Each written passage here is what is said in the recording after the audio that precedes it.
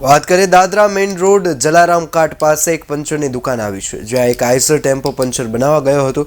ટેમ્પાને પાછલા ટાયર પર જેક લગાવી કારીગર કામ કરી રહ્યો હતો। એ દરમિયાન જે છે એ સાથે સાથે અન્ય મેકેનિક બીજી સાઈડ બીજા ટાયરમાં કામ કરી રહ્યો હતો, ત્યારે ડ્રાઈવરે હેન્ડબ્રેક છોડવાનું કહ્યું હતું। એ દરમિયાન ટેમ્પો જેક પરથી ઉતરી ગયો અને પંચરની દુકાનના છાપરા પર પલટી મારી દીધી। જોકે આ ઘટનામાં તાત્કાલિક કામ કરી રહેલા કામદારો ત્યાંથી ભાગી છૂટ્યા, જેના કારણે ઘટનામાં કોઈ પણ ઈજા થઈ નથી। શું ઘટના થઈ અને શું કોઈને કઈ જાનહાનિ તો થઈ નથી ને? એમાં કઈ થયું નહીં, મળે પંચર બનાવતા હતા ને ગાડી સટકી ગયું છે જે ને તેમાં પડી ગઈ, તેમાં કોઈને કોઈ લાગ્યું નહીં।